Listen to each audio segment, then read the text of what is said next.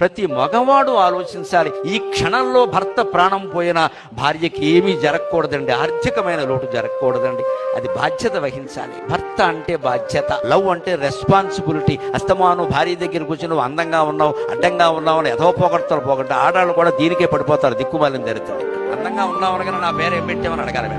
ఎవరికి కావాలి అందం? బోడి ఎవడి పేరే పెట్టాడు, తగలబెట్టేస్తాడు. పైగా తిన్నగా ఉండడు అండి, సన్నాసి ఒకడు ఉంటాడు. వాడు అప్పు చేస్తే వీడు హామీ సంతకం పెడతాడు. ఇదో తెలుస్తుంది. మా ఫ్రెండ్ అయితే 10,000 దాటి దానం చేసినా అప్పు చేసినా భార్యకి భర్త, భర్తకి భార్య చెప్పవలసిందే. అది భారతీయ ధర్మశాస్త్రం చెప్పిన మాట. మనకు హక్కు లేదండి ఎవరికి. నువ్వు ఎంత సంపాదించినా సరే, భార్య అయినా సరే, భర్త అయినా సరే, 10,000 దాటి అప్పు కాదు దానం చేసినా సరే చెప్పాల్సిందే. వాడు చెయ్యొద్దు అంటే మానేయవలసిందే. వాళ్ళు ఒప్పించే వరకు ఉండాల్సిందే. ఆ ఇంట్లో చెబితే చేయనివ్వరండి, మానయ్య. ఎందుకు చెప్పాను? నీకు క్షేమం కోరి చెప్పు, ఆమె నొప్పించు అయితే మానయ్య. మన పౌరుషాల కోసం వేదికల మీద మన పేర్లు చదవడం కోసం విరాళాలు ఇస్తూ పోతే రేపొద్దున ఈవిడేం చేయాలంటే